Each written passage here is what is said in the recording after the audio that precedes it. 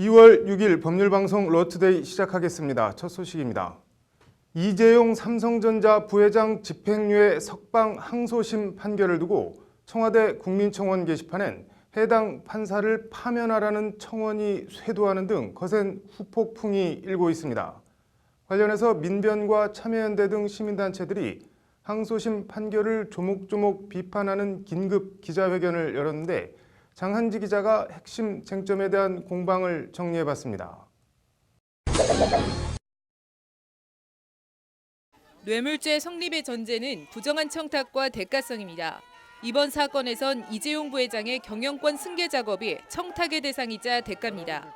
항소심 재판부는 이에 대해 부정한 청탁의 대상으로서 포괄적 현안인 승계 작업의 존재를 인정할 수 없다고 판단했습니다. 승계 작업은 존재하지 않는다는 전제하에 존재하지 않는 승계 작업을 두고 청탁을 한다는 것은 성립할 수 없다는 것이 항소심 재판부의 논거입니다. 민변 등은 어불성설이라고 반박했습니다. 승계 작업이라는 단어가 존재하지 않는다 해서 승계 작업이라는 현안이 존재하지 않는다는 건 말도 안 된다는 겁니다.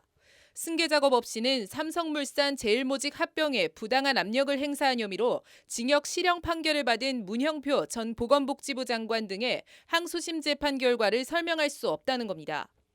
결국 이재용을 위한 승계 작업이 없었다면 도대체 왜 국민연금공단의 의결권 행사를 박근혜 전 대통령이 직접 챙겼고 또 문형포 홍한선은 합병 보고서까지 조작함으로써 국민연금에게 손해를 안기는 합병을 이끌었는지를 설명.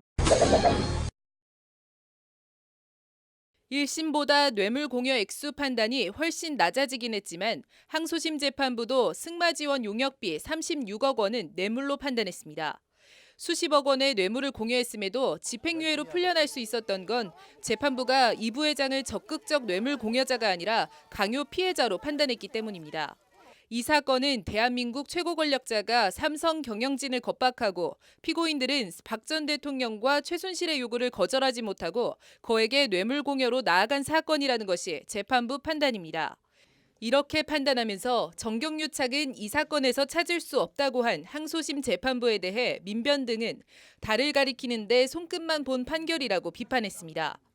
이 부회장이 박 전 대통령 집권기간 최소한의 비용으로 삼성그룹 지배권 확보라는 소기의 목적을 달성했다는 것이 이들의 주장입니다. 그것은 누가 누구의 겁박에 의하여 한 것이고 누가 일방적인 피해자였던 것이 아니라 각자의 사적 이익을 채우기 위하여 각자가 가진 권력과 금력, 사회적 네트워크와 국가 공공질서를 유용한 범죄 행위였던 것입니다.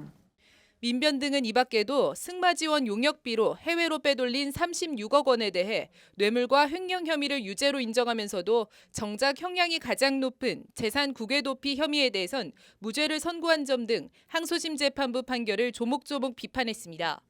이번 판결은 모든 국민은 법 앞에 평등하다는 헌법 제11조 1항을 어긴 오직 이 부회장을 풀어주기 위한 막가파식 위헌적 판결이라는 게 시민단체들의 주장입니다. 모든 국민은 법 앞에 평등하다. 이재용 부회장 판결이 사회적 신분에 따른 불평등한 법 적용이라는 해묵었지만 묵직한 화두를 새삼 다시 우리 사회에 던져주고 있습니다. 법률방송 장한지입니다.